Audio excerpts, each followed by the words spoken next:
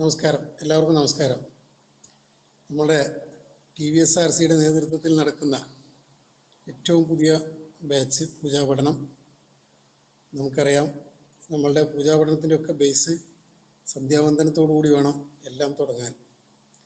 സന്ധ്യാവന്ദനം ഏറ്റവും നല്ല രീതിയിൽ, മികച്ച രീതിയിൽ ചെയ്താൽ നമ്മുടെ ബാക്കിയുള്ള കാര്യങ്ങളൊക്കെ വളരെ വൃത്തിയായി നടത്താനും കഴിയും.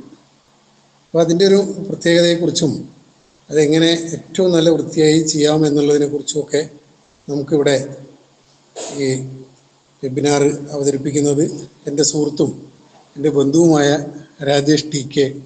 തലക്കുളം ഇല്ലത്താണ് അദ്ദേഹം. തലക്കുളം ഇല്ലം കോഴിക്കോടിൻ്റെ ബോർഡർ രാമനാട്ടുകരയിലാണ്. അദ്ദേഹം ഒരു പ്രൊഫസർ കൂടിയാണ്, അസിസ്റ്റൻറ്റ് പ്രൊഫസറാണ്. ബയോകെമിസ്ട്രിയിൽ, ഡിപ്പാർട്ട്മെൻറ്റ് ബയോകെമിസ്ട്രിയിൽ അസിസ്റ്റൻറ്റ് പ്രൊഫസറാണ്. EMEA college Kondotty. നമ്മുടെ ഇടയിൽ നിന്ന് വളരെ ചെറുപ്പക്കാരനായ ഒരു വാദ്യാർ കൂടിയാണ് അദ്ദേഹം. വളരെ സന്തോഷപൂർവ്വം TVSRCക്കും പുതിയ പൂജാപഠന ബാച്ചിനും പുതുതായി എല്ലാവരും കയറി ആരെങ്കിലുമൊക്കെ ഉണ്ടെങ്കിൽ എല്ലാവർക്കും വേണ്ടി അദ്ദേഹത്തെ സ്വാഗതം ചെയ്തുകൊള്ളുന്നു. നമസ്കാരം എല്ലാവർക്കും. എനിക്കിങ്ങനെ ഒരു വേദി ഉണ്ടാക്കി തന്ന ജയപ്രകാശ് ഏട്ടന് വളരെ നന്ദിയുണ്ട്. കാരണം അങ്ങനെ ഒരു ഞാൻ ഇത് പല സ്ഥലത്തും അനൗദ്യോഗികമായിട്ട് ഞാൻ ഇതെല്ലാം പറയാറുണ്ട്, പലരോടും പല സ്ഥലങ്ങളിലും പറയാറുണ്ട്, ഒരുപാട് സ്ഥലങ്ങളിൽ പറയാറുണ്ട്, പല സ്ഥലമല്ല ഒരുപാട് സ്ഥലങ്ങളിൽ പറയാറുണ്ട്. പക്ഷെ ഇങ്ങനെ ഒരു ഔദ്യോഗികമായ ഒരു ഒരു ഒരു മീറ്റിംഗ് പോലെ ഒരു ലെവലില് അല്ലെങ്കിൽ ഒരു വേദിയില് സംസാരിക്കുന്നത് ആദ്യമായിട്ടാണ് സത്യം പറഞ്ഞാൽ. കാരണം ആരും തന്നെ അതിന്റെ അടിസ്ഥാന കാരണം എന്താ വെച്ചാൽ ആരും തന്നെ ഈ സന്ധ്യാവന്ദനത്തിന് വേണ്ടിയിട്ടൊരു ക്ലാസ് ഒന്നും എടുക്കാറില്ല എന്നുള്ളതാണ് അതിന്റെ സത്യം. അതുകൊണ്ടാണ് അങ്ങനെ ഒരു ഇത് ചെയ്യേണ്ടി വരാത്തത്. എന്തായാലും നിങ്ങളുടെ ഒരു ദൗത്യം വളരെ നല്ല ഒരു ദൗത്യം. മാത്രമല്ല, ഞാൻ ഇതിനെ ക്ഷണിച്ച സമയത്ത് ഞാൻ ജയപ്രകാശ് ഏട്ടനോട് സംസാരിച്ചിരുന്നു. ഞാൻ ഈ വിഷയം നിങ്ങളുടെ ഗ്രൂപ്പിന്റെ ഉദ്ദേശം എന്താണ്, നിങ്ങൾ എന്താണ്, എന്തൊക്കെയുള്ള കാര്യങ്ങൾ ഞാൻ സംസാരിച്ചിരുന്നു. അപ്പൊ എനിക്ക് കിട്ടിയ അറിവ് വെച്ചിട്ട് നിങ്ങൾ വളരെ നല്ല ഒരു രീതിയിലാണ് പോകുന്നത് എന്ന് മനസ്സിലായി. അങ്ങനെ ഒരു സ്ഥലത്താണ് ഇങ്ങനെ ഔദ്യോഗികമായ ഇതിനെക്കുറിച്ചുള്ള ഒരു സംഭാഷണം ഞാൻ നടത്തുന്നത് എന്ന് ആലോചിക്കുമ്പോൾ എനിക്ക് വളരെ സന്തോഷമാണ്. അതൊരു ഉദ്ഘാടനം എന്നൊക്കെ നമുക്ക് വേണമെങ്കിൽ പറയാം. അതിൻ്റെ ഉദ്ഘാടനം നല്ലൊരു വേദിയായി എന്നുള്ളതിൽ ഞാൻ വളരെയധികം ഈശ്വരനോട് ഭക്തിപുരസരം നമിക്കുന്നു. എപ്പോഴും അത് വേണമല്ലോ, വളരെ നല്ല ഒരു സ്ഥലത്താവണമല്ലോ. അത് ഔദ്യോഗിക ഭാഷ കേട്ടോ പറയുന്നത്. അനൗദ്യോഗികമായിട്ട് ഞാൻ എപ്പോഴും നിരന്തരം പറഞ്ഞുകൊണ്ടിരിക്കുന്നത്, എല്ലാവരോടും പറഞ്ഞുകൊണ്ടിരിക്കുന്ന കാര്യമാണ് അനൗദ്യോഗികമായിട്ട്. അപ്പോ എന്തുകൊണ്ടാണ് ഞാൻ ഇങ്ങനെയൊക്കെ സംസാരിക്കുന്നതെന്ന് വെച്ച് കഴിഞ്ഞാൽ അത് തന്നെയാണ് അതിന്റെ പ്രാധാന്യം. ഇപ്പോൾ ഈ സന്ധ്യാവന്ദനത്തിന്റെ പ്രാധാന്യം നമ്മളിങ്ങനെ പറഞ്ഞിങ്ങനെ ആക്കി കൊണ്ടുവരണം. വളരെ വലിയ ഒരു ലെവലിലെത്തുന്ന ഒരു സാധനമാണ്, ലെവലിൽ നിൽക്കുന്ന ഒരു സാധനമാണ് സന്ധ്യാവന്ദനം. പക്ഷെ അത് ഈ ബ്രാഹ്മണ സമുദായത്തിൽപ്പെട്ട ആളുകളിലേക്ക് ഇന്നത്തെ കാലത്ത് അത് പറഞ്ഞ് ഇങ്ങനെ കയറ്റി കൊണ്ടുവരണം, ആ ഒരു ലെവലിൽ എത്തിക്കാം. വളരെ വിഷമത്തോടു കൂടി തന്നെ പറയാം, ഞാൻ ഇപ്പോൾ അദ്ദേഹം പറഞ്ഞല്ലോ ഞാൻ വൈദികം ചെയ്യുന്നുണ്ടെന്ന് പറഞ്ഞല്ലോ. വളരെ വിഷമത്തോടു കൂടി തന്നെ പറയാം, വൈദികം ചെയ്യാൻ പോകുമ്പോൾ പല ഇല്ലങ്ങളിലും നമ്മൾ പോവാറുണ്ടല്ലോ, ഒരുപാട് സ്ഥലത്ത് പോവാറുണ്ട്. ഈ ഒരു സ്ഥലത്തും അല്ലെങ്കിൽ വളരെ വിരളമായ സ്ഥലം ഒഴിച്ച് ബാക്കി ഒരു സ്ഥലത്തും രാവിലത്തെ സന്ധ്യയും വൈകുന്നേരത്തെ സന്ധ്യയ്ക്കും ജപം കഴിക്കുന്നത് ഞാൻ കണ്ടിട്ടില്ല. മറ്റാരും തന്നെ ജപിക്കുന്നത് ഞാൻ കണ്ടിട്ടില്ല. അതിനു പകരം അവരുടെ ജോലികളൊക്കെ ചെയ്യും, കുളിക്കും, നേരെ ഭസ്മം തൊടും. അത് കഴിഞ്ഞാൽ വേറെ ഒന്നുമില്ല, ഭസ്മം തൊടൽ മാത്രമാണ് ഞാൻ കണ്ടിട്ടുള്ളത്.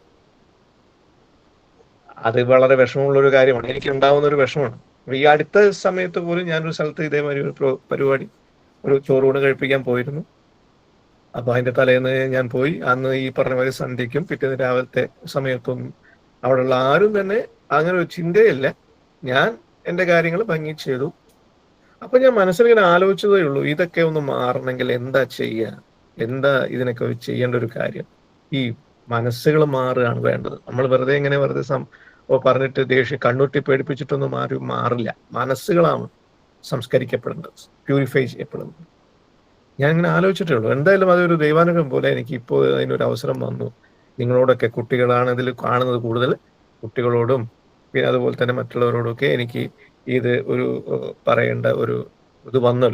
നല്ലൊരു കാര്യം. അത് ഞാൻ പറയുന്നു, നിങ്ങളത് അനുസരിക്കുന്നുള്ള പ്രതീക്ഷയിൽ ഞാൻ ക്ലാസ്സുകൾ തുടങ്ങും ചെയ്യാം. അപ്പോൾ സന്ധ്യാവന്ദനത്തിന്റെ പ്രാധാന്യം എന്താന്ന് വെച്ച് കഴിഞ്ഞാൽ, ഇതിനൊരു ചുരുക്കം നമുക്ക് ഇങ്ങനെ പറയാം. ഇപ്പൊ 1 മണിക്കൂറാണ് ക്ലാസ്. അപ്പൊ നമ്മൾ അതിന്റെ ഒരു ചുരുക്കത്തിൽ ഞാൻ പറയുന്നു. യഥാർത്ഥത്തിൽ ബ്രാഹ്മണൻ എന്ന് വെച്ച് കഴിഞ്ഞാൽ ഊർജത്തെ സ്റ്റോർ ചെയ്യുന്ന ഒരു വ്യക്തിയാണ്. ഊർജത്തെ, എനർജിയെ, ഇംഗ്ലീഷിൽ എനർജി എന്ന് പറയും, നമുക്ക് ഊർജം എന്ന് പറയാം, ശക്തി എന്ന് പറയാം, ബ്രഹ്മം എന്ന് പറയാം. അതാ, ഇതെല്ലാം ഒന്ന് തന്നെയാണ്. ബ്രഹ്മം, എനർജി, ഊർജം എന്നൊക്കെ പറയുന്ന എല്ലാം ഒന്ന് തന്നെയാണ്. ഈ ബ്രഹ്മത്തെ ഉൾക്കൊള്ളുന്ന അല്ലെങ്കിൽ ഊർജത്തെ ഉൾക്കൊള്ളുന്നവരാണ് യഥാർത്ഥത്തിൽ ഒരു ബ്രാഹ്മണൻ എന്ന് പറയുന്നത്. അതായത് ബ്രഹ്മത്തെ തിരിച്ചറിഞ്ഞവൻ എന്നൊക്കെയാണ് നമ്മൾ അതിന്റെ സാഹിത്യപരമായിട്ട് പറയാം. അപ്പൊ ബ്രഹ്മത്തെ തിരിച്ചറിയുന്നത് ബ്രഹ്മമായി മാറുമ്പോഴാണ് നമ്മൾ തിരിച്ചറിയുന്നത്. നമ്മൾ ബ്രഹ്മമായി മാറുമ്പോഴാണ് നമ്മൾ പൂർണ്ണമാവുന്നത്. ഈ നമ്മൾ ബ്രഹ്മമായി മാറാൻ വേണ്ടുന്ന പ്രക്രിയയാണ് യഥാർത്ഥത്തിൽ സന്ധ്യാവന്ദനം. നമ്മൾ ബ്രഹ്മമായി മാറുന്ന പ്രക്രിയ, അതിന് വേണ്ടുന്ന പ്രോസസ് എന്ന് ഇംഗ്ലീഷിൽ പറയാം. അതാണ് സന്ധ്യാവന്ദനം. അതായത് അതിനെ വ്യാഖ്യാനിക്കാൻ നമുക്ക് ബ്രഹ്മമായി മാറുക എന്നതിന് പകരം നമുക്ക് എങ്ങനെ വേണമെങ്കിൽ വ്യാഖ്യാനിക്കാം, ഊർജം സ്റ്റോർ ചെയ്യുന്ന, എനർജി സ്റ്റോറേജ് ഫോം ആയിട്ടുള്ള ഒരു വ്യക്തിയാണ് യഥാർത്ഥത്തിൽ ബ്രാഹ്മണൻ എന്ന് പറയുന്നത്. അപ്പോൾ ഇവിടെ നിങ്ങൾക്ക് സ്വാഭാവികമായിട്ടൊരു സംശയം വരും. ഇപ്പോൾ ഊർജം, എനർജി എന്നൊക്കെ പറഞ്ഞു കഴിഞ്ഞാൽ നമ്മൾ സയൻസിൽ പഠിക്കുന്ന സാധനങ്ങളാണ്. ATP, GTP എന്നൊക്കെ പറയുന്ന സാധനങ്ങൾ. ഇതിൽ കുട്ടികൾ 10ാം ക്ലാസ് പഠിക്കുന്ന കുട്ടികളുണ്ടാവാം, 9ാം ക്ലാസ് പഠിക്കുന്ന കുട്ടികളുണ്ടാവും, അല്ലെങ്കിൽ നല്ല മുകളിലെത്തിയ ആൾക്കാരുണ്ടാവും. അവരൊക്കെ കേട്ട് ശീലമുണ്ടാവും. ATP എനർജി സ്റ്റോറേജ് ഫോമാണ്. ATP, GTP എന്ന് പറഞ്ഞാൽ എനർജി സ്റ്റോറേജ് ഫോമാണ്. ഹയർ എനർജി കോമ്പൗണ്ട്സ് എന്ന് പറയുന്നതിൽ പെട്ടതാണ് ഈ ATP, GTP പോലത്തെ സാധനങ്ങളൊക്കെ. അതും ഇതും എന്താ ബന്ധം എന്ന് ചിന്തിക്കാൻ വേണമെങ്കിൽ, അത് എന്ന് പറഞ്ഞാൽ നോർമൽ പ്രോസസ്സ്, നമ്മളുടെ ശരീരത്തിലുള്ള നോർമൽ പ്രോസസ്സ് നടത്താൻ വേണ്ടുന്ന പ്രക്രിയയിൽ വരുന്നതാണ് ആ ഊർജം. അതായത് കപ്ലിംഗ് റിയാക്ഷൻ പറയും. ATP, GTP പോലത്തെ സാധനങ്ങളിൽ നിന്നും ഊർജം പൊട്ടുന്നു, ബോണ്ട് പൊട്ടുന്നു, ഊർജം റിലീസ് ചെയ്യുന്നു. ആ ഊർജം യൂട്ടിലൈസ് ചെയ്തിട്ട് ശരീരത്തിൽ തന്നെ മറ്റൊരു സ്ഥലത്ത് വെച്ചിട്ട് പ്രോസസ്സ് ബയോകെമിക്കൽ റിയാക്ഷൻ നടത്തുന്നു. അങ്ങനെ അത് ഒരു കൊടുക്കൽ വാങ്ങൽ പ്രക്രിയ. അതിനെ കപ്ലിംഗ് റിയാക്ഷൻ എന്ന് ഇംഗ്ലീഷിൽ പറയും. തെർമോഡൈനാമിക്സിൽ പറയുന്നതാണ്. 9ാം ക്ലാസ്സിലെ 10ാം ക്ലാസ്സിലെ കുട്ടികൾക്ക് അറിയുന്നുണ്ടാവും. ക്ലാസ് ശ്രദ്ധിക്കുന്ന കുട്ടികൾ, സയൻസ് ക്ലാസ് ശ്രദ്ധിക്കുന്ന കുട്ടികൾക്ക് അത് കേട്ട് പരിചയമുണ്ടാവും. Coupling reaction, exergonic reaction, endergonic reaction, both reactions are coupled in all over the body. പല ശരീരത്തിലെ ഓൾ അവർ, നമ്മുടെ ശരീരത്തിനുള്ളിൽ പല സ്ഥലത്ത് വെച്ചിട്ട് കപ്ലിംഗ് റിയാക്ഷൻ നടക്കുന്നുണ്ട്. ദീസ് കപ്ലിംഗ് റിയാക്ഷനെയാണ് എന്ത് പറയുന്നത്, ഊർജം യാത്ര അല്ലെങ്കിൽ എനർജി സപ്ലൈ എന്നൊക്കെ നമുക്ക് പറയാം. ഇത് ഊർജം നമ്മൾ ഓൾറെഡി എല്ലാവരിലും ഉണ്ട്. ഇത് ഊർജം ഇതിനെ ഓവർ ഡോസ്, ഇതിനെ കൂടുതലാക്കാൻ വേണ്ടിയിട്ടാണ്, അല്ലെങ്കിൽ ഈ ഊർജം അല്ലാതെ വീണ്ടും നമ്മളെ ശരീരത്തിൽ ബ്രഹ്മം നിറയ്ക്കാൻ, ഊർജം നിറയ്ക്കാൻ വേണ്ടുന്ന ഒരു പ്രക്രിയയാണ് എന്ത്, സന്ധ്യാവന്ദനം. വാട്ട് ഈസ് സന്ധ്യാവന്ദനം എന്ന് ചോദിച്ചു കഴിഞ്ഞാൽ, ദിസ് ഇസ് സന്ധ്യാവന്ദനം. ഇതിനാണ് സന്ധ്യാവന്ദനം എന്ന് പറഞ്ഞാൽ. എന്തിനാണ് സന്ധ്യാവന്ദനം എന്തിനാ ചെയ്യുന്നത് മാഷെ എന്ന് ചോദിച്ചു കഴിഞ്ഞാൽ, സന്ധ്യാവന്ദനം ചെയ്യുന്നത് ബ്രഹ്മം, പരബ്രഹ്മപ്രാപ്തി ലഭിക്കാൻ, ബ്രഹ്മം എന്നുള്ള ആ സ്ഥാനത്തെത്താൻ. അപ്പൊ ഇങ്ങനെ പറയുമ്പോൾ എന്താ വെച്ചാൽ ചില ആൾക്കാർക്ക് ഇത് വരും, അയ്യോ സന്യാസത്തിനൊന്നും പോകാൻ പറ്റില്ല, അയ്യോ സന്യാസമൊക്കെ ഇപ്പൊ എങ്ങനെ ചെയ്യാം, സന്യാസമല്ലേ ഇപ്പൊ അത്, സന്യാസമല്ലേ, സന്യാസം വേറെ അല്ല. സന്യാസവും നമ്മൾ ചെയ്യുന്നതും ഒക്കെ ഒന്ന് തന്നെയാണ്. ബ്രഹ്മത്തെ തിരിച്ചറിയുന്നത് തന്നെയാണ് അത് സന്യാസം എന്ന് പറയുന്നത്. സന്യാസം എല്ലാത്തിൻ്റെയും പാരമ്യത, അൾട്ടിമേറ്റ് ലാസ്റ്റ് പൊസിഷൻ എന്ന് പറഞ്ഞു കഴിഞ്ഞാൽ ബ്രഹ്മമായി മാറുക എന്നുള്ളതാണ്. ജീവാത്മാവ് പരമാത്മാവിൽ ലയിക്കുക എന്നുള്ളത് തന്നെയാണ്. അപ്പൊ ജീവാത്മാവ് പരമാത്മാവിൽ ലയിക്കുന്നത് എങ്ങനെയാ, ആ ലയിക്കുന്നതിൽ നമ്മൾ എന്ത് ചെയ്യണം, കുറച്ച് ഊർജം നമ്മൾ ഇങ്ങനെ സ്റ്റോർ ചെയ്ത് അപ്പൊ ഈ ഒരു ജന്മം കൊണ്ട് സാധിച്ചൊന്നും വരില്ല. അപ്പൊ നമ്മൾ അടുത്ത ജന്മത്തിലേക്ക് പോകണം. അടുത്ത ജന്മത്തിൽ പോയി അങ്ങനെ ചെയ്ത് നമ്മൾ ഏതെങ്കിലും ഒരു ജന്മത്തിൽ നമ്മൾ എന്ത് വരും, സായൂജ്യം ആവും, മോക്ഷപ്രാപ്തി ലഭിക്കും. ഇതാണ്. അപ്പൊ സന്ധ്യാവന്ദനം അപ്പൊ തന്നെ നിങ്ങൾ നോക്കൂ, സന്ധ്യാവന്ദനത്തിന്റെ ഒരു ഒരു ഉദ്ദേശം കേവലം ഈ ഒരു ജന്മം കൊണ്ട് സാധ്യമാവുന്ന വിഷയമല്ല, മറിച്ച് അത് പുനരഭിജനനം പുനരഭിമരണം എന്ന് പറയുന്ന പ്രക്രിയ നടന്നുകൊണ്ടേ ഇങ്ങനെ ഇരിക്കും. അത് ഏതെങ്കിലും ഒരു ജന്മത്തിൽ ആ പ്രക്രിയ അൾട്ടിമേറ്റ് ലെവലിലെത്തും. അപ്പൊ നമുക്ക് മോക്ഷം ലഭിക്കും. അതായത് ആ പുനരഭിമരണം എന്ന പ്രക്രിയ എന്ന് പറഞ്ഞാൽ ആ ഒരു സർക്കിൾ, ആ ഒരു സൈക്ലിക് പ്രോസസ്സിൽ നിന്നും നമ്മൾ രക്ഷപ്പെടും. ഇതിനെയാണ് എന്ത് വിളിക്കുക? മോക്ഷം എന്ന് വിളിക്കുക. ഇതാണ്. അപ്പോൾ എന്തിനു വേണ്ടിയിട്ടാണ് സന്ധ്യാവന്ദനം? മോക്ഷപ്രാപ്തിക്ക് വേണ്ടി. ഇതാണ് ആദ്യമായിട്ട് നമ്മൾ, അതായത് ഒരു ക്വസ്റ്റ്യൻ ചോദിച്ചു കഴിഞ്ഞാൽ നമ്മൾ ഇന്റർവ്യൂവിന് അറ്റൻഡ് ചെയ്യുന്നതും നമ്മൾ പരീക്ഷയ്ക്ക് അറ്റൻഡ് ചെയ്യുന്നതും രണ്ട് രീതിയിലാണ്. First of all, this is a question to ഇന്റർവ്യൂവിന് ഈ ക്വസ്റ്റ്യൻ ചോദിച്ചു കഴിഞ്ഞാൽ എന്താ സന്ധ്യാവന്ദനം, അങ്ങനെ എവിടെ ഇന്റർവ്യൂ ഒന്നും ഉണ്ടാവില്ല കേട്ടോ, ഞാൻ വെറുതെ പറയാണ്. അതൊരു അതിന്റെ ഒരു സിസ്റ്റം പറയാൻ വേണ്ടി പറഞ്ഞതേ ഉള്ളൂ. ഇന്റർവ്യൂ ഒന്നും എവിടെയും ചോദിക്കൊന്നുമില്ല. പക്ഷെ ഒരു ഇന്റർവ്യൂവിന് ചോദിക്കുന്ന പോലെ എന്താ സന്ധ്യാവന്ദനം, അപ്പൊ ഇന്റർവ്യൂവിന് എന്ത് വേണം, ഇങ്ങനെ പ്രസംഗിക്കാനൊന്നും നേരം ഉണ്ടാവില്ല. നമ്മൾ എന്തേ പറയണ്ടു? ഷോർട്ട് ഫോമിൽ ആൻസർ ചെയ്യുക എന്നുള്ളതാണ്. അപ്പോൾ അങ്ങനെ ഒരു ചോദ്യം ചോദിച്ചാൽ, ഇപ്പോൾ സന്ധ്യാവന്ദനം എന്താണ് എന്ന് ചോദിച്ചാൽ ഒറ്റ ആൻസറും മോക്ഷപ്രാപ്തി. ഇതാണ് ആൻസർ. ഇതാണ് മോക്ഷപ്രാപ്തിയാണ്. മോക്ഷപ്രാപ്തിക്ക് വേണ്ടുന്ന പ്രക്രിയയാണ് സന്ധ്യാവന്ദനം. ഇതാണ് അതിൻ്റെ ആൻസർ. ഇനി എൻ്റെ എക്സ്പ്ലനേഷൻ, നമ്മളൊരു ക്വസ്റ്റ്യൻ പേപ്പറിലാണെങ്കിൽ ഒരു സാധ്യം കണ്ടത് നമ്മൾ എങ്ങനെ എക്സ്പ്ലെയിൻ ചെയ്യും എന്നുള്ള ലെവലിൽ പറയുകയാണെങ്കിൽ, എക്സ്പ്ലനേഷനിലാണ് നമുക്ക് ഇനി മറ്റുള്ള കാര്യങ്ങൾ പറയേണ്ടത്. അതെന്താന്ന് വെച്ച് കഴിഞ്ഞാൽ, അപ്പൊ ഈ സന്ധ്യാവന്ദനം ചെയ്യുന്നത് മോക്ഷപ്രാപ്തിയാണ് എന്നുള്ളതാണ് ഒരൊറ്റ സെന്റൻസിൽ. അടുത്ത സെന്റൻസ് ഇതിനെ എക്സ്പ്ലെയിൻ ചെയ്യുമ്പോൾ മോക്ഷപ്രാപ്തി അതൊരു വശം. രണ്ടാമത്തെ വശം, ബ്രാഹ്മണൻ യഥാർത്ഥത്തിൽ സമൂഹത്തിൽ ഒരു ഡോക്ടറുടെ റോളാണ് കൈകാര്യം ചെയ്യുന്നത്. ഒരു ഡോക്ടറുടെ റോള്. എന്താ ഈ ഡോക്ടറുടെ റോൾ എന്ന് പറഞ്ഞാൽ? ഡോക്ടർ എന്താ ചെയ്യുന്നത്? സാന്ത്വനം ചെയ്യുക എന്നുള്ളതാണ്. ഡോക്ടേഴ്സ്, നേഴ്സ്, അവരൊക്കെ എന്താണ്? നേഴ്സ്, ഡോക്ടേഴ്സൊക്കെ നമ്മൾ ഇത്ര ബഹുമാനിക്കുന്നത് എന്താണ്? അവർ സാന്ത്വനിപ്പിക്കുക, അവർ വിഷമങ്ങളെ മാറ്റിക്കൊടുക്കുന്നവരാണ്. നമുക്കുണ്ടാവുന്ന വിഷമങ്ങളെ മാറ്റിത്തരുന്നവരാണ്. അയ്യോ ഡോക്ടറെ, എനിക്കൊരു പ്രശ്നമുണ്ട്, അയ്യോ എനിക്ക് തലവേദന, അല്ലെങ്കിൽ എനിക്ക് അങ്ങനെ, അല്ലെങ്കിൽ ചിലപ്പോൾ നമുക്ക് പെട്ടെന്നൊരു ആക്സിഡന്റ് വരിക. അപ്പൊ നമ്മൾ ചെല്ലുമ്പോൾ നമ്മൾ കാല് ഒടിഞ്ഞിട്ടുണ്ടാവും, ആ കാല കൂടി നേരെയാക്കി വെക്കും. ഇതൊക്കെ ഡോക്ടർ ചെയ്യുന്ന പരിപാടിയാണ്. ഇങ്ങനെയൊക്കെ ചെയ്യുന്നതിനെ കൊണ്ട് നമുക്ക് എന്താ ഗുണം? തൊഴണ്ടേ? എല്ലാ ഡോക്ടേഴ്സിനെയും തൊഴേണ്ടതാണ്. വളരെ നിർബന്ധമായിട്ടുള്ള ഒരു കാര്യമാണ്. ഡോക്ടേഴ്സിനെ, നേഴ്സുമാരെയും നമ്മൾ തൊഴണം. അത് എന്തുകൊണ്ടാണ് അങ്ങനെ തൊഴൽ വരുന്നത്? നമ്മളെ സംരക്ഷിക്കുന്നവരാണ്. നമുക്കുണ്ടാവുന്ന മോശമായ വശങ്ങളെ മാറ്റി നമ്മളെ വീണ്ടും ആരോഗ്യവാന്മാരാക്കി തരുന്നവരാണ് ഈ ഡോക്ടർ വിഭാഗമുള്ളവരും നേഴ്സുമാരും, സപ്പോർട്ട് ചെയ്യുന്ന നേഴ്സുമാരും ഒക്കെ. അതുകൊണ്ടാണ് നമുക്ക് അവരെ സമൂഹത്തിൽ ഒരു നല്ലൊരു സ്ഥാനം വയ്ക്കും. ഇത് തന്നെയാണ് ഒരു ബ്രാഹ്മണൻ. ഡോക്ടേഴ്സിന്റെ ലെവലാണ് നമ്മൾ ബ്രാഹ്മണൻ. സമൂഹത്തിൽ ബ്രാഹ്മണന്റെ സ്ഥാനം എന്ന് പറഞ്ഞാൽ ഡോക്ടേഴ്സിന്റെ ഒരു സ്ഥാനം. എങ്ങനെയത് ഡോക്ടേഴ്സിന്റെ സ്ഥാനം? ഇതുപോലെ തന്നെയാണ്. അതായത് ബ്രാഹ്മണൻ എന്താ, നിങ്ങളെ അച്ഛന്മാരും നിങ്ങളെ മറ്റുള്ളവരൊക്കെ എന്താ ചെയ്യുന്നത്? അവിടെ പൂജ കഴിക്കുന്നു, ഇവിടെ പൂജ കഴിക്കുന്നു, അവിടെ പൂജ കഴിക്കുന്നു, പലയിടത്തും പൂജ കഴിക്കുന്നു, അവിടെ പരിഹാര ക്രിയ ചെയ്യുന്നു, എന്ന് പറഞ്ഞിട്ട് ഇങ്ങനെ പോകുന്നില്ലേ? ഇത് യഥാർത്ഥത്തിൽ പരിഹാരക്രിയ എന്ന് പറയുന്നുണ്ടെങ്കിലും, നമ്മളൊരു അമ്പലത്തില് പ്രതിഷ്ഠ എന്ന് പറയുന്നുണ്ടെങ്കിലും, നമ്മളൊരു വീട്ടിലൊരു പൂജ ചെയ്യുന്നതെന്ന് പറയുന്നത് ഇവിടെയൊക്കെ എന്താ? ഡോക്ടറാണ്. നമ്മൾ ഡോക്ടറാണ്. ആ പൂജാരി അല്ലെങ്കിൽ ആ ബ്രാഹ്മണൻ ഒരു ഡോക്ടറാണ്. എന്താ ഡോക്ടർ എന്ന് പറയാൻ കാരണം അവിടെ ഉണ്ടാവുന്ന ഒരു പ്രശ്നം നമ്മൾ എന്ത് ചെയ്യുന്നു? സോൾവ് ചെയ്യും. ഇപ്പൊ പരിഹാരക്രിയ ആണെങ്കിൽ അവിടെ എന്തോ ഒരു പ്രശ്നം നടന്നു, ആ പ്രശ്നത്തിന്റെ പരിഹാരം നമ്മൾ ചെയ്യും. ഒരു വീട്ടില് ഒരു പൂജ ചെയ്യേണ്ടി വരും.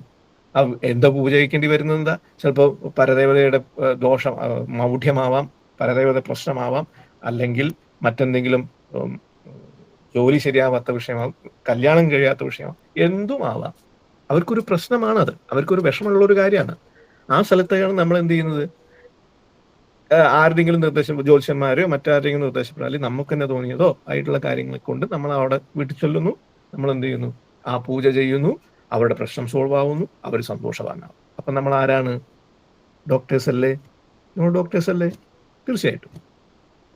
അപ്പൊ ഇങ്ങനെ ഡോക്ടർ ആവാൻ, അപ്പൊ നമ്മൾ MBBS ഡോക്ടർ ആവാൻ, നല്ലൊരു ഡോക്ടർ ആവണമെങ്കിൽ എന്ത് വേണം? നല്ല അറിവ് സമ്പാദിക്കണം. എല്ലാ വിഷയത്തിലും നല്ല അറിവുണ്ടാവണം. അതേപോലെയാണ് ബ്രാഹ്മണൻ ഡോക്ടർ ആവണമെങ്കിൽ നല്ലൊരു ഡോക്ടർ ആവണമെങ്കിൽ നമ്മളിൽ എന്തുണ്ടാവണം? ഊർജം ഉണ്ടാവണം. എങ്ങനെ? അപ്പൊ നിങ്ങൾ പൂജ പഠിക്കുന്ന സമയത്ത്, ഇപ്പൊ സന്ധ്യാവന്തനാണ്, പൂജ പഠിക്കുന്ന സമയത്ത് പൂജ പഠിപ്പിക്കുന്ന അധ്യാപകൻ നിങ്ങളെ പഠിപ്പിക്കുമ്പോൾ ഒരു കാര്യം പറയും. നമ്മൾ പൂജയിൽ ഒരു പ്രധാനപ്പെട്ട ഒരു ഘടകമാണ് ആവാഹനം എന്നത്. അതായത് എന്ത് പൂജയാണെങ്കിലും ആ ദേവനെ നമ്മൾ ആവാഹിക്കണം. ഈ ആവാഹിക്കുന്നത് എവിടുന്നാ? അവിടെയാണ് ചോദ്യം. ആവാഹിക്കുന്നത് എവിടുന്നാ? അവനവനിൽ നിന്ന് തന്നെയാണ് ആവാഹിക്കുന്നത്, അല്ലാതെ വേറെ എവിടുന്നെങ്കിലല്ല. അവനവനിൽ നിന്ന് തന്നെ ആണ് ആവാഹിക്കുന്നത്. ഈ ആവാഹിക്കുന്ന സാധനം എന്താ? ഊർജമാണ്. അരൂപിയായ ഊർജത്തെ നമ്മൾ എടുക്കുന്നു, മൂക്കുകൂടെ ഇടുന്നു, മുന്നിൽ വെക്കുന്നു, എന്നിട്ട് വ്യാപകം ചെയ്യും. അരൂപിയായ രൂപത്തെ നമ്മൾ ഒരു രൂപം കൽപ്പിക്കും. അത് മഹാവിഷ്ണുവായിട്ട് രൂപം കൽപ്പിക്കാം, ഭദ്രകാളിയായിട്ട് രൂപം കൽപ്പിക്കാം, അയ്യപ്പനായിട്ട് രൂപം കൽപ്പിക്കാം, എന്തുമാവാം. അത് എന്തു തന്നെയായാലും അത് ആരാണ് യഥാർത്ഥത്തിൽ? എന്റെ ശരീരത്തിൽ, നമ്മളുടെ ശരീരത്തിലുള്ള ഒരു ഊർജത്തെ. ഈ ഊർജം എവിടുന്ന് നമ്മളിലാണ് വരുന്നത്. നമ്മൾ ഈ സന്ധ്യാവന്തനം ചെയ്തില്ലെങ്കിൽ നമുക്ക് ഊർജ്ജമില്ല. ഊർജ്ജം ഇല്ലെങ്കിൽ പിന്നെ എന്റെ ശരീരത്തിൽ എന്ത് ഊർജം കിട്ടാനാ? അങ്ങനെ ഒരു ഊർജം കിട്ടാതെ നമ്മൾ പൂജ കഴിച്ചിട്ട് അയാൾക്ക് സൊല്യൂഷൻ കിട്ടുമോ? അയാൾക്കൊരു അതിന് പ്രതിവിധി കിട്ടുമോ? ഇല്ല. അപ്പൊ നമ്മളൊരു നല്ല ഡോക്ടർ ആവണമെങ്കിൽ എന്ത് വേണം? നമ്മുടെ ശരീരത്തിൽ എന്തുണ്ടാവണം? ഊർജം സ്റ്റോറേജ് ആണ്. അങ്ങനെ ഒരു സ്റ്റോറേജ് ആയ ഊർജം ഉള്ള ഒരു ബ്രാഹ്മണൻ ഒരു സ്ഥലത്ത് പോയിരിക്കുന്നു. അയാളുടെ ആവാഹിച്ച് എത്തി പൂജ ചെയ്യുന്നു, വ്യാപകം ചെയ്ത് പൂജ ചെയ്യുന്നു.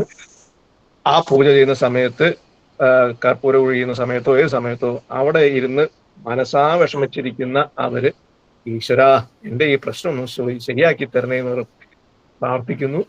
നമ്മളുടെ ഊർജത്തിന്റെ ശക്തിയെ കൊണ്ട് അവരുടെ ആ പ്രശ്നം എന്താവും?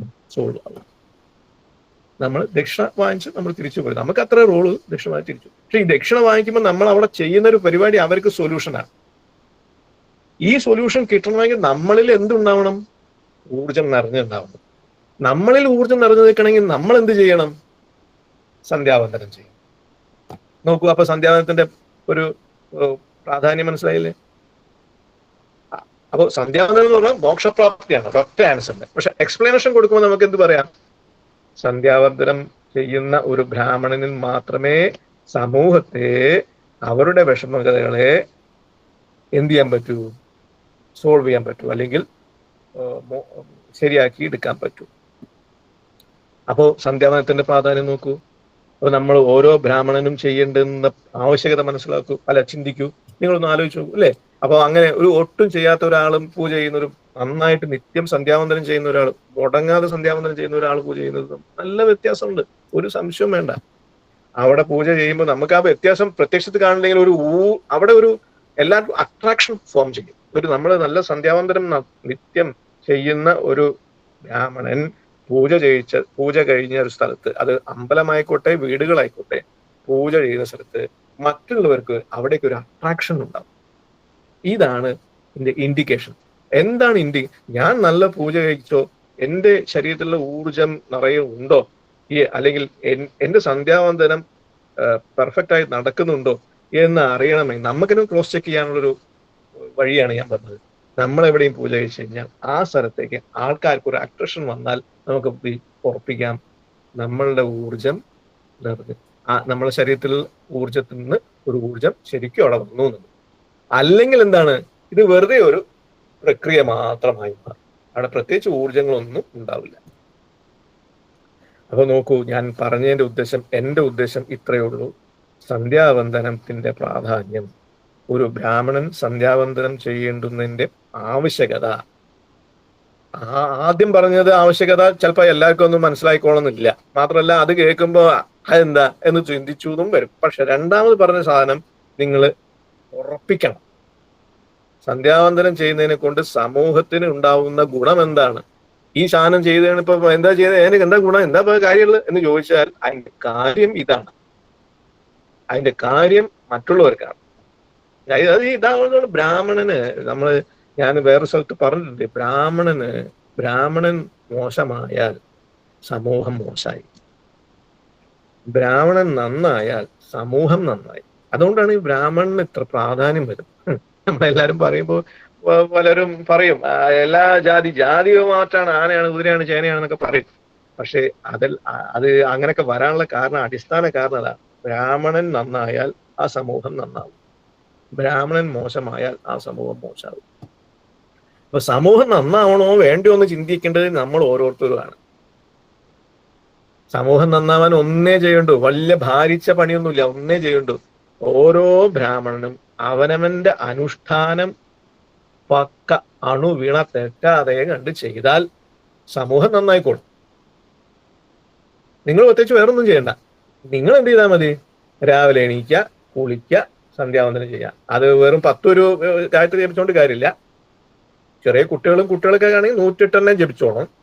അതല്ല ഗൃഹനാഥനൊക്കെ ആണെങ്കിൽ ചിലപ്പോൾ വേറെ ഓരോ വിഷയങ്ങളൊക്കെ വരുന്നുണ്ടെങ്കിൽ അവരെന്ത് ചെയ്യുക, വേണമെങ്കിൽ 108 എന്നുള്ളത് 68 അല്ലെങ്കിൽ അങ്ങനെ എന്തെങ്കിലുമൊക്കെ അവരുടെ ഒരു യുക്തി പ്രകാരം.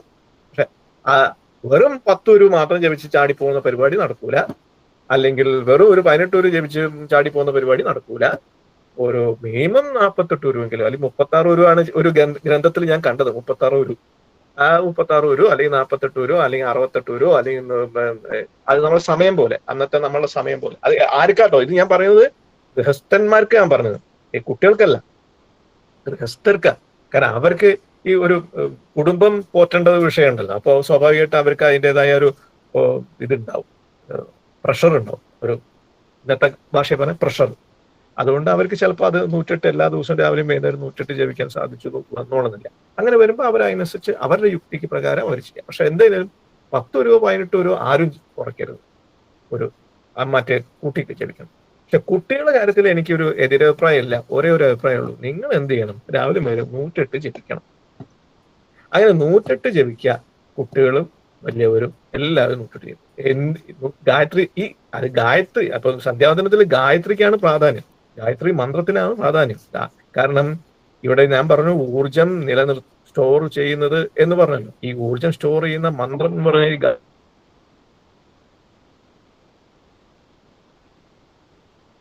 ഗായത്രി മന്ത്രം ജപിക്കുമ്പോഴാണ് നമുക്ക് ആ ഒരു സ്റ്റോറേജ് കിട്ടുന്നത്. ആ സ്റ്റോറേജ് ഉണ്ടാക്കാൻ പ്രാരംഭ നടപടികളാണ് ആദ്യത്തെ ഓങ്കാര പ്രണവം ജപിക്കല്, അത് കഴിഞ്ഞ് അവസാനത്തെ പ്രണവം ജപിക്കലൊക്കെ. ആദ്യത്തെ പ്രണവും രണ്ടാമത് പ്രണവം ജപിക്കുക, നടുവിലാണ് ഗായത്രി. അപ്പൊ ഇത് മറ്റൊരു വ്യാഖ്യാനം കൊടുക്കുന്നത് ഗായത്രി മന്ത്രത്തിന്റെ ശക്തി അപാരമാണ്. അത് അപാരമായതുകൊണ്ട് തന്നെ ഇത് മാത്രം ജപിക്കുന്നവന് വളരെ ദേഷ്യമാവുന്ന പറയാ. ഇത്ര ശക്തി ആയതുകൊണ്ട് താങ്ങില്ല, വ്യക്തി ഒരു മനുഷ്യൻ താങ്ങില്ല, ബ്രാഹ്മണന് താങ്ങാൻ കഴിയില്ല. അപ്പൊ അവന് ഭയങ്കര ദേഷ്യമായി. ഈ ദേഷ്യമായി കഴിഞ്ഞിട്ട് ഇവൻ ഗായത്രി നല്ല ജപിക്കുന്ന അല്ലെങ്കിൽ സഹസ്രാവർത്തി നിത്യം ചെയ്യുന്ന ഒരാൾക്കൊക്കെ, ഗായത്രി മാത്രം സഹസ്രാവർത്തി നിത്യം ജപിക്കുന്ന ഒരാൾക്ക് പെട്ടെന്ന് ദേഷ്യം വരും. അവരെന്തെങ്കിലുമൊക്കെ ചെയ്യും, അത് സമൂഹത്തിന്റെ ദോഷമായി മാറും. അപ്പൊ ആ ദോഷം ഇല്ലാതിരിക്കാൻ വേണ്ടി അവന്റെ മനസ്സ് സംയമനം പാലിപ്പിക്കാൻ വേണ്ടിയിട്ട് ചെയ്യുന്ന പരിപാടിയാണ് ആദ്യം പ്രണവം ജപിക്കുന്നതും അവസാനം പ്രണവം ജപിക്കുന്നതും. നടുവിൽ ഈ ഗായത്രി ജപിക്കും. അങ്ങനെ ചെയ്യുമ്പോൾ എന്തായി? ഈക്വലൈസ് ചെയ്തു, ന്യൂട്രലൈസ് ചെയ്തു. അതുകൊണ്ട് നമുക്ക് എന്താണ്, നമ്മൾ അപാരമായ ശക്തി നമുക്കുണ്ടെങ്കിലും ഒരുത്തൻ മറ്റവരെ അടിച്ച് കൈയും കാലും ഒട്ടിക്കുന്നുണ്ട്, അധർമ്മം അവിടെ മുഴുവനായി നടക്കുന്നതെന്ന് കണ്ടാലും നമുക്ക് എന്ത് തോന്നില്ല? ആ അധർമ്മം ചെയ്യുന്നവനെ വെട്ടിക്കൊല്ലാൻ നമുക്ക് തോന്നില്ല. മറിച്ച് എന്ത് തോന്നും? ഇതിനൊരു പരിഹാരം നമ്മളുടെ നിത്യം സന്ധ്യാവന്ദനത്തിൽ ഉൾപ്പെടുത്തി ജപിക്കുന്ന സമയത്ത് അത് മനസ്സിൽ ധരിപ്പിച്ച് മനസ്സിൽ വിചാരിച്ച് അത് ജപിക്കാം. എന്നാൽ അവിടെ അവനായുള്ള അടി കിട്ടിക്കോളും. ഇതൊക്കെ വെറുതെ പ്രസംഗിക്കല്ല കേട്ടോ. ഇതിനെല്ലാം എനിക്ക് ഇതിനെല്ലാം അതുകൊണ്ടാണ് ഞാൻ പറയുന്നത്. അതുകൊണ്ട് തന്നെ ഞാൻ പറയുന്നത്. ഇന്ന് പ്രത്യേകിച്ച് ഞാനത് എടുത്ത് ഞാൻ പറഞ്ഞില്ല. കാരണം ഒരു സമയത്ത് ശബരിമലയിൽ വളരെ മോശമായിട്ട് പിണറായി വിജയനും മറ്റുള്ളവരും കൂടി വളരെ മോശമായിട്ട് പെരുമാറി ഭക്തജനങ്ങളെ വിഷമിച്ച് കണ്ണീരിൽ ഒപ്പിക്കുന്ന സമയത്ത് ഞാൻ സന്ധ്യാവന്തനം ഇവിടെ ചെയ്യാറുണ്ട്. ആ സമയത്ത് സന്ധ്യാവന്തനം ചെയ്യുമ്പോൾ ഞാൻ മനസ്സിൽ വിചാരിച്ച് സന്ധ്യാവന്തനം ചെയ്തതിന്റെ ഫലമായിട്ട് എനിക്ക് കിട്ടിയത് ഇന്നിപ്പം അവർ ഓരോരുത്തരായിട്ട് കുടുങ്ങിയിരിക്കും. ഇത് എന്റെ എന്താ പറയാ നമ്മള് എന്റെ ഒരു ഉദാഹരണമാണ്.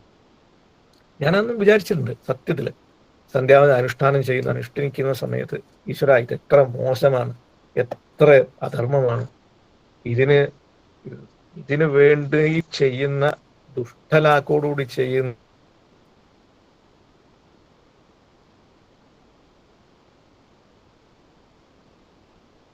ആരോ അവർക്ക് അതിനുള്ള ശിക്ഷ ഉണ്ടാകണം.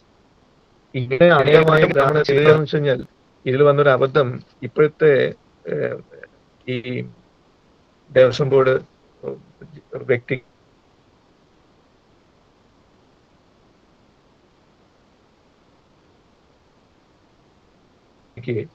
ഇതൊന്നും കൂടി കട്ടിലപ്പാള ഇളക്കാന്ന് തോന്നി അയാൾ അത് ചെയ്തുകൊണ്ട് മാത്രമാണ് ഈ എപ്പോഴാണ് ഈ എൻക്വയറി വന്നപ്പോഴാണ് ഇപ്പൊ കാര്യങ്ങളൊക്കെ മാറി പോകും. അത് അവരെ തോന്നിയതാണ്. അല്ലെ വേറെ സുപ്രഭാതം ഇതൊക്കെ ചെയ്യണമെന്ന് ചോദിച്ചതല്ല ഈ ഒരു നമുക്ക്. ഇതൊക്കെ ബ്രാഹ്മണന്റെ ശക്തിയാണ്. ഞാൻ ഉദാഹരണം പറയാൻ, രാഷ്ട്രീയം പറയാനല്ല ഞാൻ എടുത്തിട്ടോ, ഞാൻ ഉദാഹരണം പറയാം. അതായത് നമ്മളുടെ ബ്രാഹ്മണന്റെ ശക്തി അവിടെയാണ്. നിങ്ങൾക്ക് ഇതേമാതിരി നിങ്ങൾക്ക് ഏതെങ്കിലും നിങ്ങൾ എടുത്തോളൂ, ഉദാഹരണം നിങ്ങൾ എടുത്തോളൂ, നിങ്ങൾക്ക് അങ്ങനെ ഒരു വിഷയം ഉണ്ടെങ്കിൽ എടുത്തോളൂ. പക്ഷെ അത് ഈ ഒരു കാര്യത്തിന്റെ കൂടെ പറയുന്നുണ്ട്. ഇന്ന് ചെയ്താൽ നാളത്തേക്ക് കിട്ടില്ല റിസൾട്ട്, അത് സംശയമില്ല. ഇന്ന് ചെയ്താൽ നാളത്തേക്ക് എനിക്കത് കിട്ടണമെന്ന് വിചാരിച്ച് നടന്നാൽ കിട്ടൂല. അപ്പൊ ഞാൻ തന്നെ 2018 ആ വിഷയം വന്നത്. 2017, 2019 ആ സമയത്താണ്. എത്ര കാലം കഴിഞ്ഞിട്ടാണ് ഇത് വന്നത്? അപ്പൊ ഇതൊക്കെ സ്വാഭാവികമായിട്ടും വരും, മെല്ലെ വരും. അപ്പൊ ഞാനത് ആ വിഷയം സ്റ്റോപ്പ് ചെയ്യുന്നു. അപ്പൊ ഇന്ന് നിങ്ങൾ മനസ്സിലാക്കേണ്ട ഒരു കാര്യം എന്താ വെച്ചാൽ, ബ്രാഹ്മണൻ സമൂഹത്തിൽ അവശ്യമായിട്ടുള്ളൊരു വ്യക്തിയാണ്. എങ്ങനെയാണ് അവൻ അവശ്യനാവുന്നത്, അത്യാവശ്യമാവുന്നത് എങ്ങനെയാണ്? ഇതുപോലെയാണ്. സമൂഹത്തിലെ ഒരു ഡോക്ടറുടെ സ്ഥാനമാണ് ബ്രാഹ്മണൻ. എങ്ങനെയാണത് ബ്രാഹ്മണൻ ഡോക്ടറുടെ സ്ഥാനം കിട്ടുന്നത്? ഗായത്രി സന്ധ്യാവന്ദനത്തിലൂടെയാണ്. സന്ധ്യാവന്ദനത്തിന്റെ പ്രാധാന്യം അപ്പൊ രണ്ടാമത് മനസ്സിലായോ നിങ്ങൾക്ക്? സന്ധ്യാവന്ദനത്തിന്റെ പ്രാധാന്യം മനസ്സിലായില്ലേ? അപ്പൊ സന്ധ്യാവന്ദനം ചെയ്യുന്നതിന് എന്തിനാ സന്ധ്യാവന്ദനം ചെയ്യുന്നത്? നീ അവിടെ ഇവിടെയും പോയി പൂജ കഴിക്കുന്നില്ലേ? പൂജ കഴിക്കുമ്പോൾ അവർക്കൊക്കെ ഗുണം കിട്ടണ്ടേ? ആ ഗുണം കിട്ടണമെങ്കിൽ എന്ത് വേണം? നീ നിത്യം സന്ധ്യാവന്ദനം ചെയ്യണം. ഇതാണ് അതിന്റെ ആൻസർ. മനസ്സിലായോ? ഇനി അടുത്തത് മൂന്നാമത്, സന്ധ്യാവന്ദനത്തിന്റെ പ്രാധാന്യം മൂന്നാമത് എന്താന്ന് വെച്ച് കഴിഞ്ഞാൽ, നമ്മളുടെ ബുദ്ധിയുമായി ബന്ധപ്പെട്ട, അതായത് ധീമഹി, അതായത് ഗായത്രി മന്ത്രത്തിന്റെ ഒരു മിനിറ്റ് ഫാൻ എന്നത്. ഗായത്രി മന്ത്രത്തിന്റെ ഒരു നിങ്ങൾ പൊതുവിൽ എല്ലാ ബുക്കുകളിലും എല്ലായിടത്തും പറഞ്ഞിട്ടുള്ള ഡെഫിനിഷൻ, നിങ്ങൾ അതിന്റെ മീനിങ് കേട്ടിട്ടുണ്ടാവും. സ്ഥിരത, ബുദ്ധി ശരിയായ ദിശയിൽ ബുദ്ധി ഉണ്ടാവാൻ വേണ്ടിയിട്ടാണ് ഗായത്രി മന്ത്രം എന്നത്. അപ്പൊ മൂന്നാമത്തെ എക്സ്പ്ലനേഷനാണ് ഞാൻ പറയുന്നത്. ആദ്യത്തെ എക്സ്പ്ലനേഷൻ എന്താണ്? മോക്ഷപ്രാപ്തി. രണ്ടാമത്തെ എന്താണ്? ഒരു ഡോക്ടറുടെ റോളാണ്. മൂന്നാമത് പറയുന്നത് ശ്രദ്ധിച്ചോളൂ. മൂന്നാമത് നമ്മളെ ബുദ്ധി, അതായത് ബുദ്ധി ശരിയാവുക. അപ്പൊ ഇവിടെ ബുദ്ധി ശരിയാവുക എന്ന് പറഞ്ഞു കഴിഞ്ഞാൽ ഇവിടെ ഒരു പ്രധാനപ്പെട്ട ഒരു കാര്യമുണ്ട്. പ്രായോഗിക ബുദ്ധിയുണ്ട്, പ്രചോദിത ബുദ്ധിയുണ്ട്, അപ്രചോദിത ബുദ്ധി. ഇങ്ങനെ രണ്ട് ബുദ്ധിയുണ്ട്. വേണമെങ്കിൽ നിങ്ങൾ എഴുതിയെടുക്കാൻ ഒരു പേപ്പറോ പെന്നൊക്കെ വെച്ചാൽ നല്ലതാണ് കേട്ടോ. പ്രചോദിത ബുദ്ധിയുണ്ട്, അപ്രചോദിത ബുദ്ധി. അങ്ങനെ രണ്ട് ബുദ്ധിയുണ്ട്. കോൺഷ്യസ് ഇന്റലിജൻസ് എന്നൊക്കെ പറയുന്നത്. അപ്പൊ നമ്മൾ സാധാരണഗതിയിൽ നമ്മൾ ആർജിച്ച ബുദ്ധി, ഇനി അതിൽ നാച്ചുറലി ഉണ്ടാവുന്ന ബുദ്ധി, അങ്ങനെ ഉള്ള രണ്ട് രീതിയാണ്. ഇതില് വിഷയം എങ്ങനെയാ വെച്ച് കഴിഞ്ഞാൽ, സാധാരണഗതിയിൽ നിങ്ങളൊക്കെ ബുദ്ധിയുണ്ട്, ആ ചങ്ങായിക്ക് ബുദ്ധിയുണ്ട് കേട്ടോ, അയാൾക്ക് ബുദ്ധിയുണ്ട് എന്ന് നമ്മൾ പറയുന്നത് എങ്ങനെയാ? മാർക്കിനെ നോക്കിയിട്ടാണ്, അല്ലെ? നല്ല മാർക്ക് കിട്ടിയാൽ അവൻ നല്ല ബുദ്ധിമാനാണ്, അവൻ നല്ല ജോലി കിട്ടിയാൽ, പഠിക്കാനൊക്കെ മിടുക്കനായിരുന്നു അയാള്, നല്ല ജോലിയൊക്കെ കിട്ടിയെന്നൊക്കെ പറയും, അല്ലെ? ഇതൊരു നോർമൽ സ്റ്റേജിൽ എല്ലാവരും അറിയുന്ന ഒരു ബുദ്ധിയാണ്. ഇനി അറിയാത്തൊരു ബുദ്ധിയുണ്ട്. അതെന്താ ബുദ്ധി എന്നറിയോ? അത് നമ്മളൊരു പ്രശ്നത്തിൽ പെടുമ്പോൾ ആ പ്രശ്നത്തില് അവിടെ എന്താണോ യുക്തമായ തീരുമാനം, ആ യുക്തമായ തീരുമാനം നമുക്ക് എടുക്കാൻ കഴിയുന്നതാണ് രണ്ടാമത്തെ ബുദ്ധി. പ്രചോദിത ബുദ്ധി, അപ്രചോദിത. അപ്പൊ അപ്രചോദിത ബുദ്ധി അവിടെയാണ്. ഈ എന്താണ്? നമ്മളൊരു വിഷയം പെട്ടെന്ന് നമുക്ക് എന്തെങ്കിലും സ്കൂളിൽ, നിങ്ങൾ കുട്ടികളാണ്, സ്കൂളിലൊരു എന്തോ ഒരു കച്ചറ വന്നു, ഞങ്ങളെ മുന്നിൽ പ്രശ്നമായി, എല്ലാവരും പ്രശ്നമായി, നമ്മളും പ്രശ്നമായി എന്ന് കാണുമ്പോൾ ചിലപ്പോൾ ഒരു സെന്റൻസ് പറയുന്നത് കൊണ്ട് ആ പ്രശ്നം മുഴുവൻ സോൾവ് ആവും. ടീച്ചർ വന്നിട്ട് എന്താ കണ്ണൂറ്റിയൊക്കെ പേടിപ്പിച്ച് അടിക്കാനൊക്കെ നോക്കുന്ന സമയത്ത് നമ്മൾ എന്തെങ്കിലും ഒരു സെന്റൻസ് പറഞ്ഞാൽ മതി, ആ സെന്റൻസോടുകൂടി എല്ലാ പ്രശ്നവും സോൾവ് ആവും. ആ സെന്റൻസ് പറയാനുള്ള തോന്നൽ ഉണ്ടാവുന്നതിനെയാണ് എന്ത് വിളിക്കുക? അപ്രചോദിത ബുദ്ധി എന്നത്. ഈ മൂന്നാമത്തെ പോയിന്റ് കേട്ടോ, അപ്രചോദിത ബുദ്ധി. നമ്മളിൽ യുക്തമായ സമയത്ത് യുക്തമായ തീരുമാനം എടുക്കാൻ തോന്നുന്ന ബുദ്ധിയെ ഉണ്ടാക്കി തരുന്ന മന്ത്രമാണ് ഗായത്രി മന്ത്രം. എന്താണ്? യുക്തമായ സമയത്ത് യുക്തമായ തീരുമാനം എടുക്കാൻ പ്രേരിപ്പിക്കുന്ന മന്ത്രമാണ് ഗായത്രി മന്ത്രം. അപ്പൊ നിത്യേന നമ്മൾ ഗായത്രി മന്ത്രം ജപിക്കുന്നതിനുള്ള ഗുണം എന്താണ്? ഇതും ഗുണമാണ്. അതായത് നമ്മൾ പ്രത്യേകിച്ച് അത് ഗൃഹനാഥന്മാർക്കൊക്കെ വളരെ ഇമ്പോർട്ടന്റ് ആണ്. ഗൃഹനാഥന്മാര് അപ്പൊ ഗായത്രി ശരിക്കും 108 ജപിക്കണം എന്നാണ് എന്റെ അഭിപ്രായം.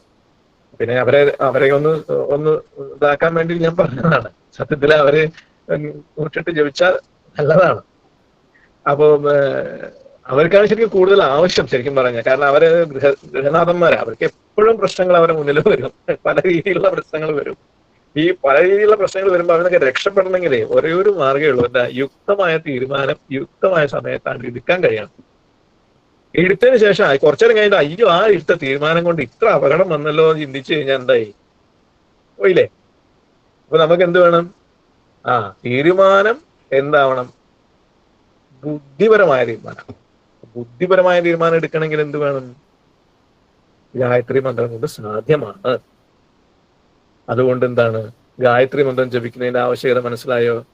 അപ്പോൾ ഗായത്രി മന്ത്രം എന്ത് വേണം? നമ്മൾ നിത്യേന ജപിക്കണം. ഈ ഗായത്രി മന്ത്രം ജപിക്കണം എന്ന് പറയുമ്പോൾ വെറുതെ ഗായത്രി മന്ത്രം മാത്രം ജപിച്ചുകൊണ്ട് കാര്യമില്ല. അത് അതിന് മുന്നോടിയുള്ള കാര്യങ്ങൾ പ്രക്രിയകളൊക്കെ ചെയ്യണം. ഇപ്പൊ മനസ്സിലായോ?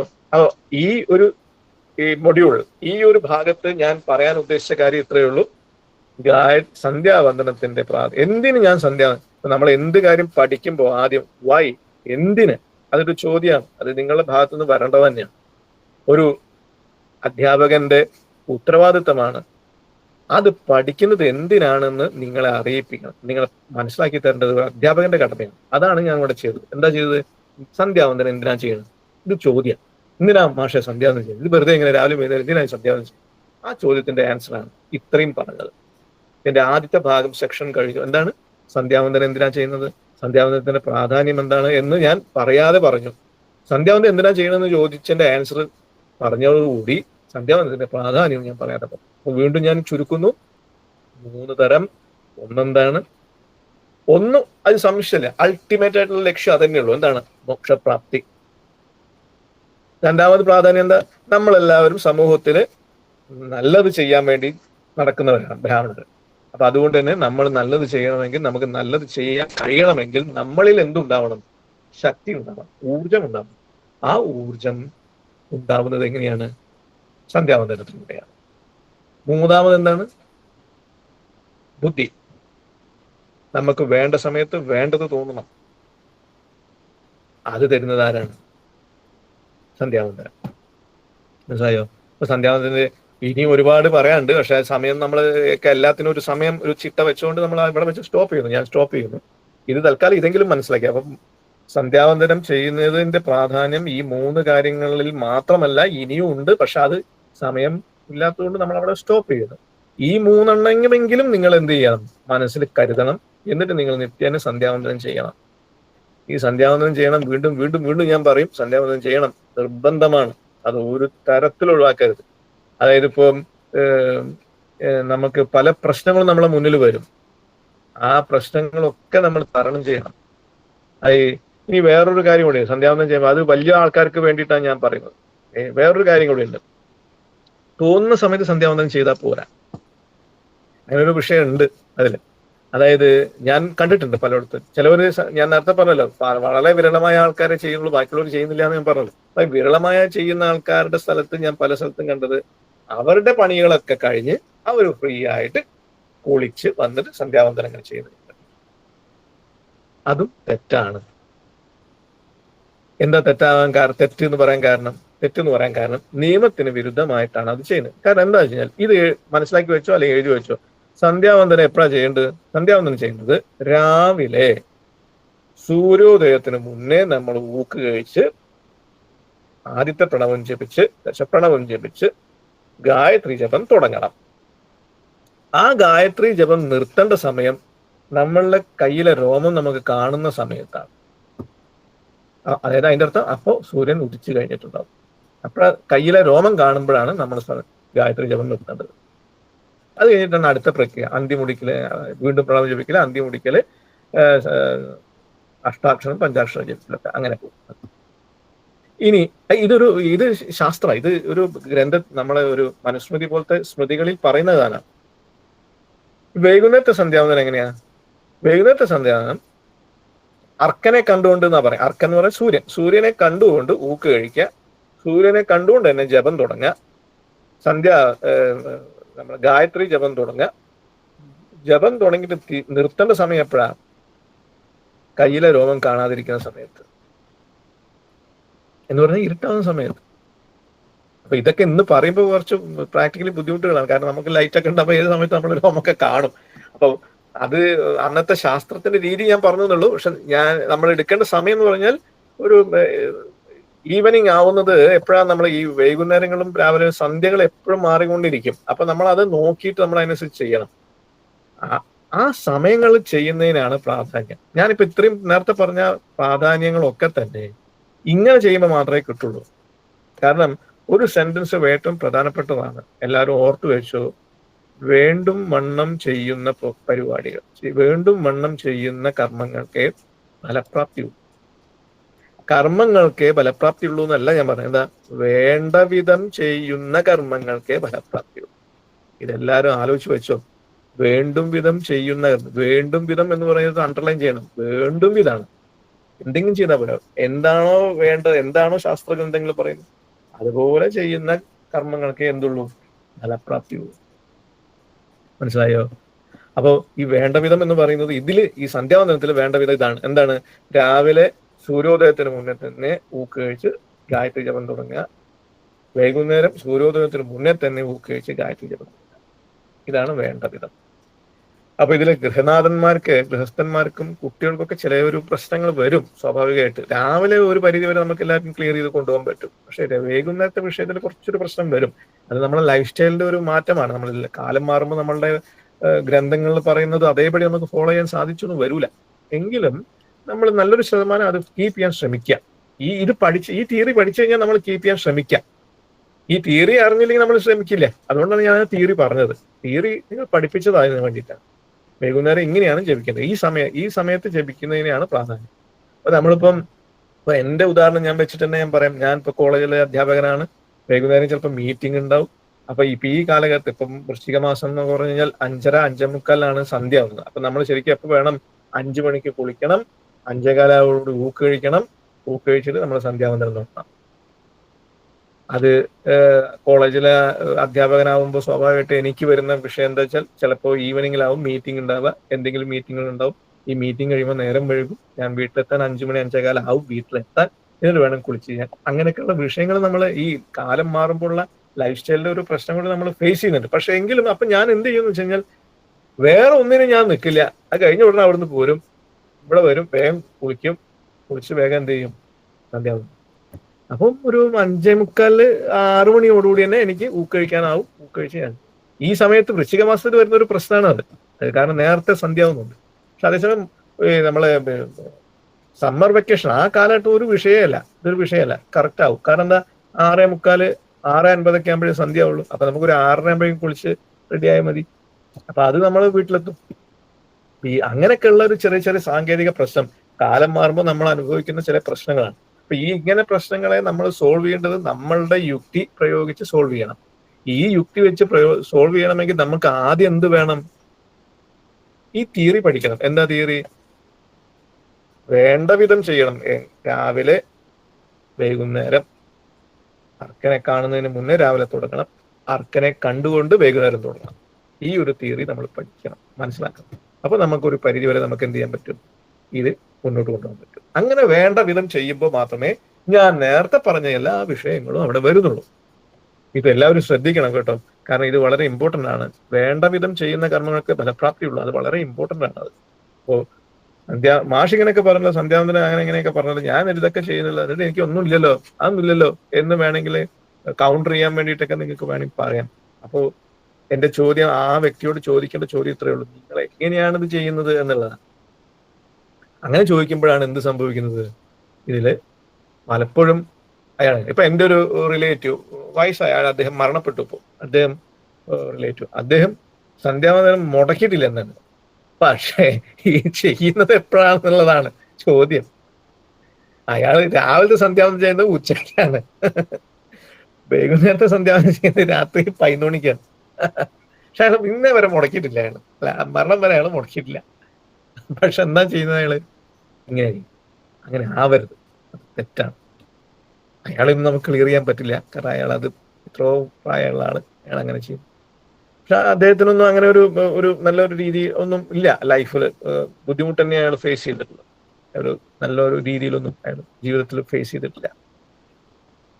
അപ്പൊ അതുകൊണ്ടാണ് ഞാൻ പറയുന്നത്, വേണ്ട വിധം ചെയ്യുന്ന കർമ്മങ്ങൾക്ക് ഫലപ്രാപ്തിയുള്ളൂ. അത് വളരെ ഇമ്പോർട്ടന്റ് ആണ്. അപ്പൊ സന്ധ്യാവന്തനം ചെയ്യേണ്ട കാര്യം മനസ്സിലായല്ലോ, പ്രാധാന്യം മനസ്സിലായി, എങ്ങനെ ചെയ്യണം, എപ്പോ ചെയ്യണം, ആ തിയറി പഠിക്കണം, അത് നിർബന്ധമാണ്. ഇതൊക്കെ ചെയ്യണം. ഇനി നമ്മൾ ഇതാണ് സെക്കൻഡ് സെഗ്മെന്റ്. മൂന്നാമത്തെ സെഗ്മെന്റിലേക്ക് വരുന്നു. ഇപ്പൊ സമയം 8:50 മൂന്നാമത്തെ സെഗ്മെന്റിലേക്ക് വരുന്നു. മൂന്നാമത്തെ സെഗ്മെന്റ് എന്ന് പറഞ്ഞു കഴിഞ്ഞാൽ ഇത്രയേ ഉള്ളൂ. എന്താ? എങ്ങനെയാണ് ചെയ്യുക എന്നുള്ളത്. അപ്പോ ഞാൻ ഇതിനു മുന്നേ ഇതിന്റെ കോർഡിനേറ്ററായിട്ട് സംസാരിച്ച് പറഞ്ഞത്, നിങ്ങൾ കുട്ടികൾക്ക് നമുക്ക് ഇനിയും ക്ലാസ് വെക്കുന്നുണ്ടെന്നാ പറഞ്ഞത്. അപ്പൊ അത് ഡീറ്റെയിൽ ആയിട്ട് ഞാൻ പറയാം. ഇന്ന് ഞാനൊരു ചുരുക്കി ഞാൻ പറയാമെന്ന് വിചാരിക്കുന്നുണ്ട്. എങ്ങനെ ചെയ്യണം എന്നുള്ളത് ഞാൻ ഡീറ്റെയിൽ ആയിട്ട് പറയേണ്ടതുണ്ട്. പക്ഷെ നമുക്ക് ചുരുക്കി നമുക്ക് പറയാം. 9 മണിയാകുമ്പോൾ തീർക്കുമ്പോൾ, അല്ലെങ്കിൽ 9:10 നമുക്ക് തീർക്കണമല്ലോ, വൈൻഡപ്പ് ചെയ്യണമല്ലോ. അതുകൊണ്ട് ഞാനത് ചുരുക്കി പറയാം. എങ്ങനെ ചെയ്യാം, എങ്ങനെയാണ് ചെയ്യുന്നത് എന്ന് ചോദിച്ചു കഴിഞ്ഞാൽ അതൊക്കെ പൊതുവെ നിങ്ങൾക്ക് എല്ലാവർക്കും അറിയുന്നുണ്ടാവും. പക്ഷെ എന്താണെന്ന് വെച്ചാൽ ഇതിന്റെ ചുരുക്കം ഇങ്ങനെ പറയാം. കുളി കഴിഞ്ഞു കഴിഞ്ഞാൽ ആചമനം കഴിഞ്ഞു കഴിഞ്ഞാൽ ഊക്ക് കഴിക്കല്. ഊക്ക് കഴിച്ചു കഴിഞ്ഞാൽ വീണ്ടും ആചമനം ചെയ്തിട്ടാണ് നിർത്തുക. ഊക്ക് കഴിച്ചു കഴിഞ്ഞിട്ട് ആചമനം ചെയ്യും. അത് സ്വാഭാവികമായിട്ട് വരുന്നതുകൊണ്ട് നമ്മൾ എടുത്തു പറയുന്നില്ല. ആചമനം, ഊക്ക് കഴിക്കല്, അത് കഴിഞ്ഞു കഴിഞ്ഞാൽ ഭസ്മം നനച്ചു തൊടല്, അതിനുശേഷം ജപം. ജപം എന്ന് പറയുന്ന സ്ഥലത്ത് എക്സ്പ്ലനേഷൻ കൊടുക്കണം. ജപം എങ്ങനെയാണ് ജപം? ജപം എന്ന് പറഞ്ഞു കഴിഞ്ഞാൽ ആദ്യം നമ്മൾ എന്താണ്?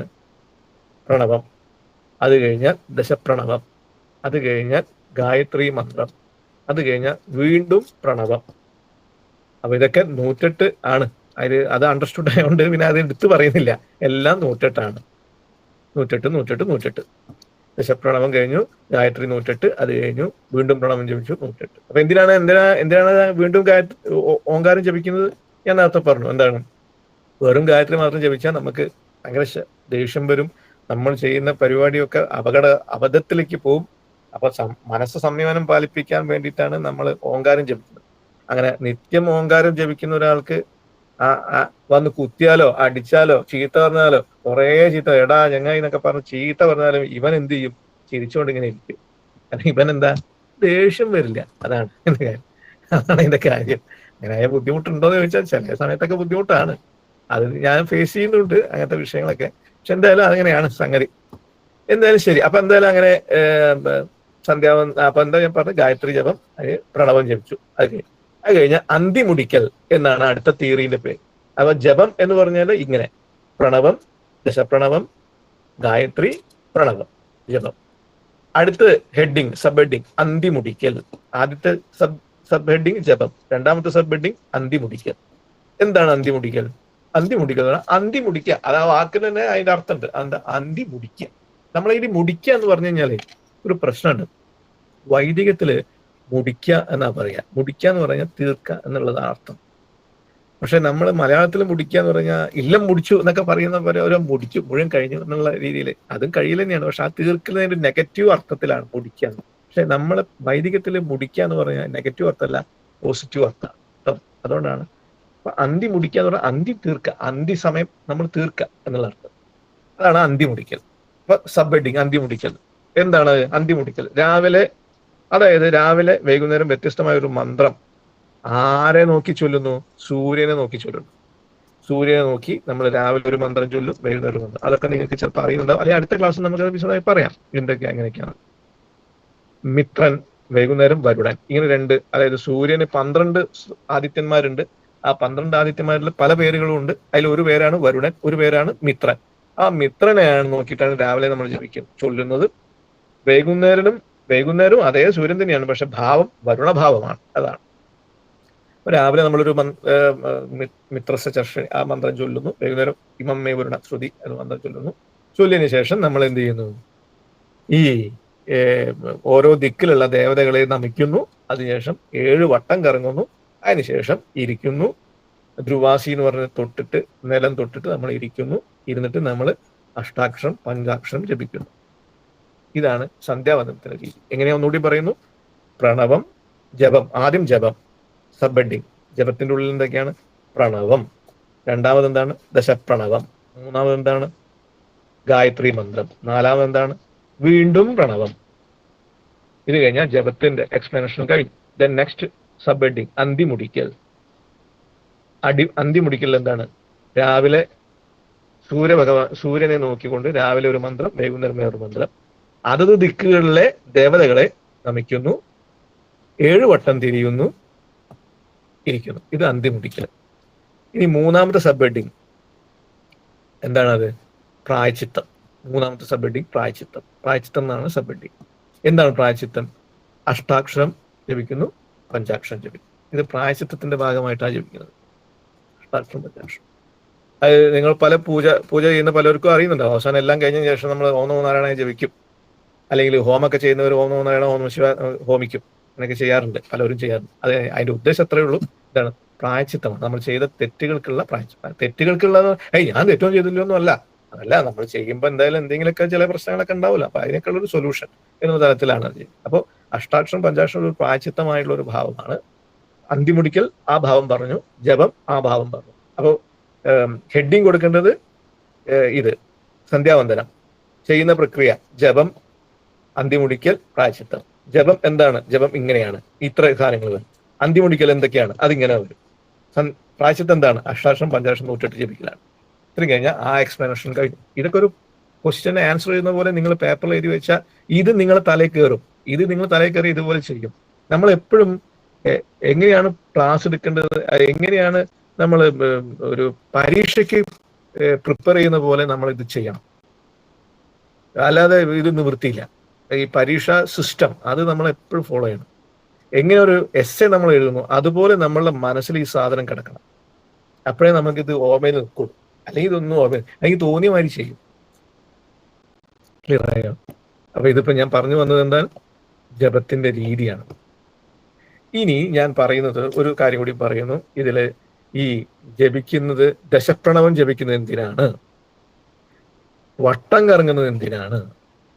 ഇതൊക്കെ അടുത്തത്. അപ്പൊ എന്താ വെച്ചാൽ ജപിക്കുന്നത് എന്തിനാണെന്ന് വെച്ചാൽ ഗായത്രി ജപിക്കുന്നത് നമ്മൾ എനർജി, നമ്മുടെ സ്റ്റോറേജ് ഫോമിലേക്ക് മാറും, നമുക്ക് ഊർജം ഉണ്ടാവണം എന്നുള്ളതാണ്. അങ്ങനെ ജപിക്കുമ്പോൾ ഓങ്കാരം എന്തിനാ ജപിക്കുന്നത് എന്നുള്ളത് ഞാൻ ആദ്യമേ പറഞ്ഞു കഴിഞ്ഞു. പിന്നെ വീണ്ടും പറയേണ്ട ആവശ്യമില്ല. ഓങ്കാരം ജപിക്കുന്നത് ഈ ഗായത്രി മന്ത്രത്തിന് ശക്തി കൂടുതലാണ്. അത് താങ്ങാൻ നമുക്ക് കഴിയില്ല. മാത്രമല്ല നമുക്ക് താങ്ങാൻ കഴിയില്ല എന്നല്ല, അത് തെറ്റാണ് ഞാൻ പറഞ്ഞത്. നമുക്ക് താങ്ങാൻ കഴിയില്ല എന്നത്, നമുക്ക് താങ്ങാൻ കഴിയും. പക്ഷെ അതല്ല, ഇത് അപ്ലൈ ചെയ്യുന്നവർക്ക് അവിടെ താങ്ങാൻ കഴിയില്ല. അതാണ് അതിന്റെ ഒരു പ്രശ്നം. അപ്പൊ നമ്മൾ എന്ത് ചെയ്യണം? ഈ ഊർജം നമ്മളെ കയ്യിലുള്ള സാധനം അവർക്ക് വേണ്ടുന്ന തരത്തിലുള്ള ഊർജത്തിനെ നമ്മൾ ഇങ്ങനെ വിട്ട് ഇങ്ങനെ കൊടുക്കണം. അങ്ങനെ കൊടുക്കണമെങ്കിൽ നമ്മളിൽ എന്ത് വേണം? അതിന്റെ ചരട് വലിക്കാനുള്ള ആ ഒരു യുക്തി വേണം. ആ ചരട് വലി എന്ന് പറഞ്ഞത് എന്താ? ഈ പ്രണവാണ്. ഇതൊക്കെ ചരട് വലിയല്ല കേട്ടോ, ഞാൻ പറഞ്ഞത് അർത്ഥം മനസ്സിലായില്ലേ? ചരട് വലിക്കുക എന്നൊക്കെ പറഞ്ഞു കഴിഞ്ഞാൽ അതിന്റെ അർത്ഥം മനസ്സിലായില്ലേ? അതായത് നമ്മൾ അവിടെ പ്രശ്നങ്ങൾ കാണുമ്പോൾ സംയമനം പാലിച്ചിട്ട് അവർക്ക് വേണ്ടുന്ന രീതിയിലുള്ള സൊല്യൂഷൻ നമ്മൾ പറഞ്ഞു കൊടുക്കാൻ നമ്മൾ കഴിവാവണം. ആ കഴിവ് കിട്ടണമെങ്കിൽ നമ്മൾ എന്ത് വേണം? പ്രണവം ജപിച്ചേ പറ്റൂ. അത് പ്രണവം ജപിക്കാതെ നമ്മൾ വെറുതെ നേരിട്ട് ഗായത്രിക്ക് പോയി കഴിഞ്ഞാൽ എന്താ സംഭവം? അടിച്ചു പിരിയും. അവിടെ പ്രശ്നമുള്ളിടത്ത് നമ്മളുടെ വകം കൂടി പ്രശ്നമാക്കി ആകെ കൊളാക്കി മാറ്റും. അവിടെ ഒന്നുമില്ലാതെ പോകും. അപ്പൊ അത് ബ്രാഹ്മണനെ കൊണ്ട് അവിടെ അപകടമായി പോകും. അപ്പൊ ബ്രാഹ്മണനെ കൊണ്ട് അപകടം ആവാതിരിക്കാൻ വേണ്ടി എന്ത് വേണം? ബ്രാഹ്മണൻ എന്ത് ചെയ്യണം? ഈ ചരട് വലിച്ച് മെല്ലെ മെല്ലെ മെല്ലെ മെല്ലെ കൊടുക്കാനേ പാടും. മനസ്സിലായില്ലേ? അപ്പൊ അതാണ് പ്രണവം ജപിക്കുന്നതിന്റെ അർത്ഥം. അതാണ് പ്രണവം ജപിക്കുന്നത്. ഇനി ഇതിൽ വരുന്നൊരു സാധനം ദശപ്രണവം. അതായത് ഓം ഭൂ, ഓം ഭുവ, ഓം സുവ, അതൊക്കെ അറിയുന്നുണ്ടാവുമല്ലോ. ദശപ്രണവം.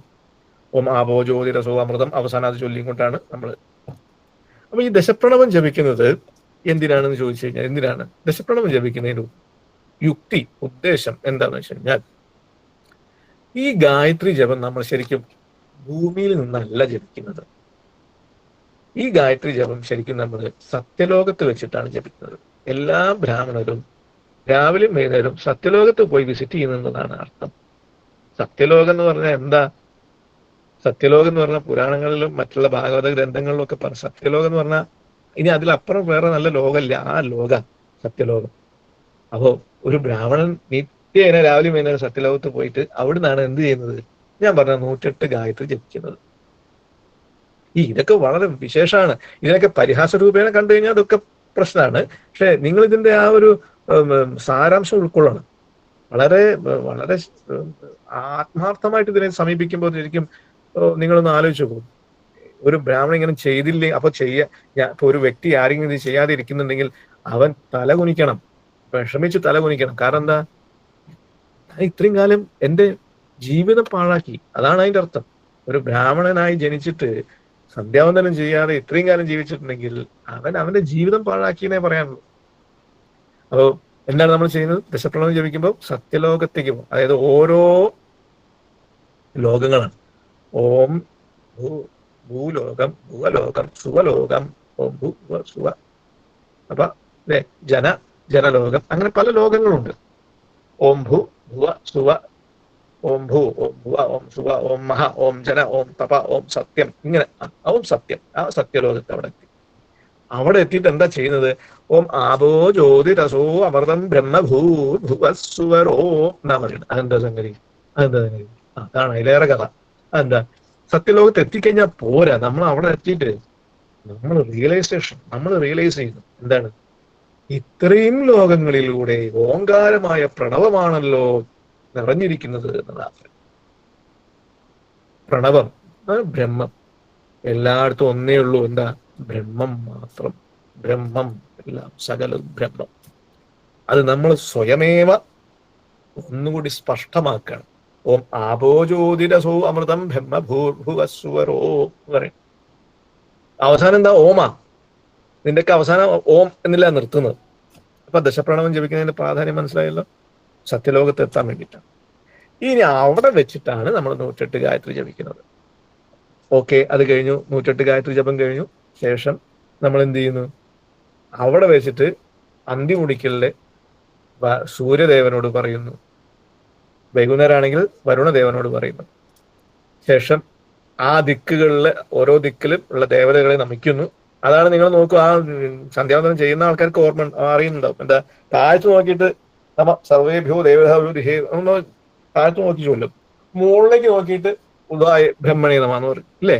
ഈ എന്തിനാ അവിടെ അത് സത്യലോകത്ത് ഇട്ടിട്ടാണ് താഴത്തെ ഭൂമിയിലേക്ക് നോക്കിയിട്ട് നമ്മൾ ഈ ചെയ്യുന്നതേ.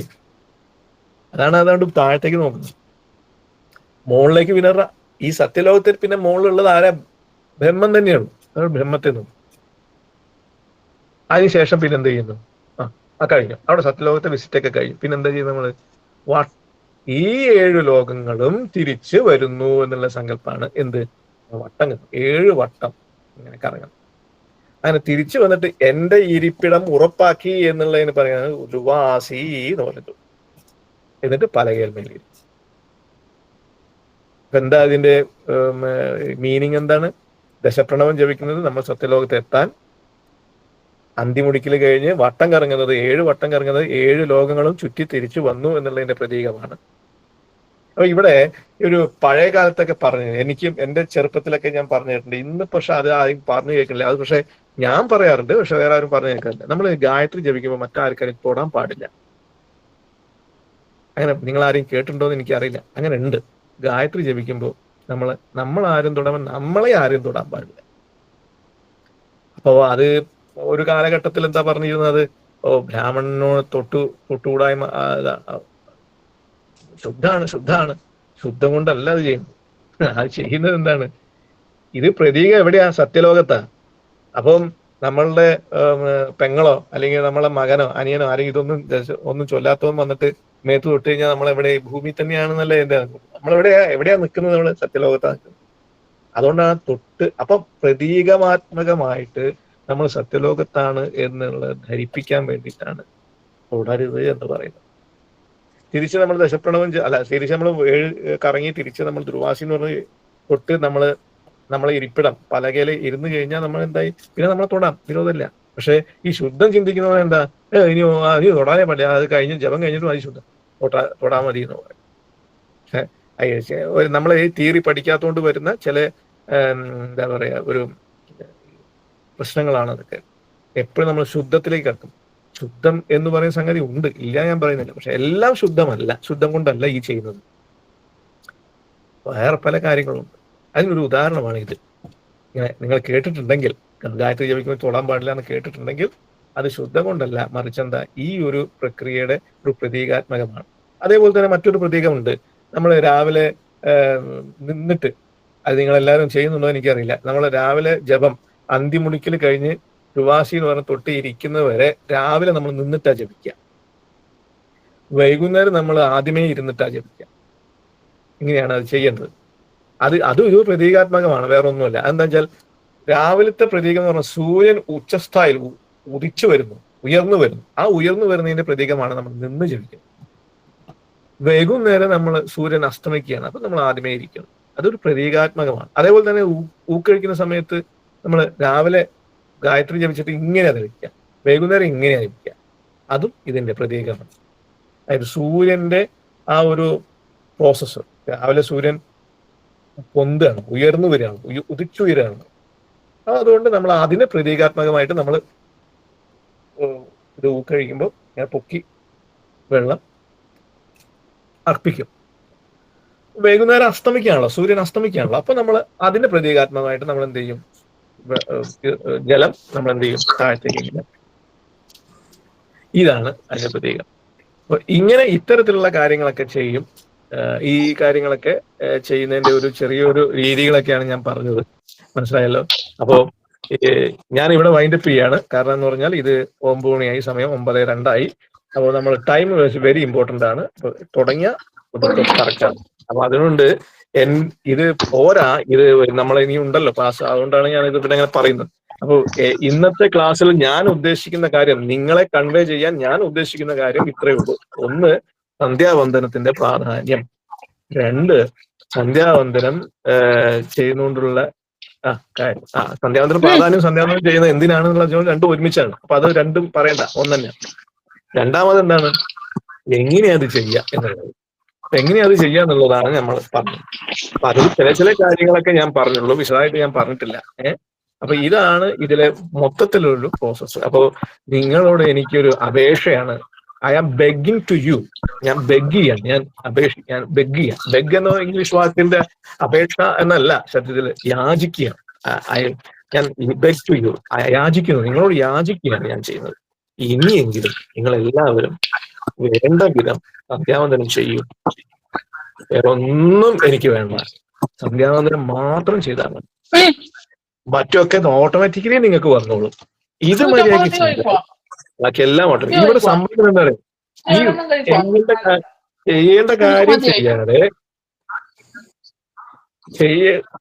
കാര്യം ചെയ്യാതെ മറ്റു പല കാര്യത്തിനും വേണ്ടി തേടി നടക്കുക നമ്മൾ ചെയ്യുന്നു. അതിന് പകരം നിങ്ങൾ എന്താ ചെയ്യേണ്ടത്, തേടി നടക്കണ്ട, ചെയ്യേണ്ട കാര്യം മര്യാദയ്ക്ക് ചെയ്താൽ മതി. അതൊക്കെ തേടി ഇങ്ങോട്ട് വന്നോളും.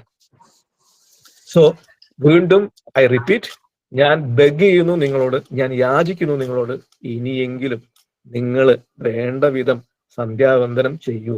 രാവിലെ അർക്കൻ, അത് സ്പെഷ്യലായിട്ട് നോട്ട് ചെയ്യണം, അർക്കനെ കാണുന്നതിന് മുന്നേ പൂക്ക് കഴിച്ച് സന്ധ്യാവന്ദനം തുടങ്ങണം. വൈകുന്നേരം അർക്കനെ കണ്ടുകൊണ്ട് പൂക്ക് കഴിച്ച് സന്ധ്യാവന്ദനം തുടങ്ങണം. ഇത് അതേപടി ചെയ്യാൻ 101% ഉറപ്പിച്ച് നിങ്ങൾ ജീവിക്കുക. ചില സന്ദർഭങ്ങളിൽ വൈകുന്നേരങ്ങളിൽ ചിലപ്പോൾ തെറ്റുവരും. രാവിലെ പൊതുവെ എനിക്ക് എവിടെയും, ഞാനും അത് എക്സ്പീരിയൻസ് ചെയ്തിട്ടില്ല, എവിടെയും അങ്ങനെ ഒരു സംഭവം വന്നിട്ടില്ല. പിന്നെ ചിലപ്പോൾ സംഭവിച്ചിട്ടുണ്ടാവും, രാത്രി നേരം വൈകി അല്ലെങ്കിൽ ഉറങ്ങാൻ അങ്ങനത്തെ വിഷയം വന്നിട്ട് ചിലപ്പോൾ, അല്ലെങ്കിൽ പനി അങ്ങനത്തെ വിഷയങ്ങൾ വരുന്ന സമയത്ത് ചിലപ്പോൾ രാവിലെ നമ്മൾ നേരത്തെ എണീക്കാൻ കഴിയുന്നില്ല. അങ്ങനെയൊക്കെ വിഷയങ്ങൾ വരുന്നു. അതൊന്നും വിഷയമല്ല. അത് ചില സന്ദർഭങ്ങളിൽ നമ്മൾ ജീവിക്കല്ലേ, സ്വാഭാവികമായിട്ട് പല വിഷയങ്ങളും നമ്മുടെ മുന്നിൽ വരും. അത് സ്വാഭാവികമാണ്. അപ്പൊ നമ്മൾ അതിനനുസരിച്ച് ആ യുക്തി പോലെ അപ്പൊ ചെയ്താൽ മതി. അത് യുക്തി, എപ്പോഴും യുക്തി ഒരു പ്രധാനമാണ്. ആ യുക്തിയും മര്യാദയ്ക്ക് വരണമെങ്കിൽ എന്ത് വേണം, ഗായത്രി ജപം വേണം. ആ യുക്തിയും മര്യാദയ്ക്ക് നിങ്ങൾക്ക് കിട്ടണമെങ്കിൽ എന്ത് വേണം, ഗായത്രി ജപം വേണം. അപ്പൊ നോക്കൂ അല്ലെ, അപ്പൊ ഗായത്രി ജപത്തിന്റെ ഒരു വലിയൊരു പ്രാധാന്യമാണത്. അപ്പൊ എന്തായാലും ഞാൻ യാചിക്കുക നിങ്ങളോട്, നിങ്ങൾ എല്ലാവരും തന്നെ, ഈ ക്ലാസ് കേൾക്കുന്ന എല്ലാവരും തന്നെ, അത് നിങ്ങളുടെ സുഹൃത്തുക്കളോട് തന്നെ നിങ്ങൾ കൺവേ ചെയ്യുക. നിങ്ങൾ സന്ധ്യാവന്ദനം ചെയ്യൂ, സന്ധ്യാവന്ദനം ചെയ്യൂ, സന്ധ്യാവന്ദനം ചെയ്യൂ. ഇത് മര്യാദയ്ക്ക് ചെയ്യൂ, വേണ്ട വിധം ചെയ്യൂ. അതാണ് എനിക്ക് പറയാം, വേണ്ട വിധം ചെയ്യൂ. ഞാൻ ഇന്നേ വരെ ഒരു സ്ഥലത്തും സന്ധ്യയ്ക്ക് ഒരു ബ്രാഹ്മണരും ജപിക്കുന്നത് കണ്ടിട്ടില്ല. അതുകൊണ്ടുള്ള വിഷമത്തിൽ പറയാം, ചെയ്യുന്നവരുണ്ടാവും കേട്ടോ. ഞാൻ കണ്ടിട്ടില്ല എന്ന് ഞാൻ പറഞ്ഞത്. ചെയ്യുന്നവരുണ്ടാവും. ചെയ്യുന്നവരെ ഒരിക്കലും ഞാൻ കുറ്റപ്പെടുത്തില്ല. അവരൊരിക്കലും ദേഷ്യപ്പെടാനോ അവർക്കൊരു മനസ്സിലൊരു ഒരു ദോഷം വരാനോ പാടില്ല. അവർ ചെയ്യുന്നുണ്ടെങ്കിൽ അത് വളരെ നല്ല കാര്യം. അങ്ങനെ ആരെങ്കിലും ഉണ്ടെങ്കിൽ പറഞ്ഞാൽ എനിക്ക് സന്തോഷം ഉണ്ടാവും. പക്ഷെ ഞാൻ പലപ്പോഴും എക്സ്പീരിയൻസ് ചെയ്തിട്ടുള്ളത് പല സ്ഥലത്തും ആരും ചെയ്യുന്നത് കണ്ടിട്ടില്ല എന്നുള്ളതാണ്. മനസ്സിലായോ? അപ്പൊ ഇതാണ് എനിക്കിത് പറയാനുള്ളത്. അപ്പൊ ഈ കാര്യങ്ങളെല്ലാം മനസ്സിലായെന്ന് വിചാരിക്കുന്നു. ഇപ്പൊ തൽക്കാലം ഞാൻ വൈൻഡപ്പ് ചെയ്യുന്നു. ഇനി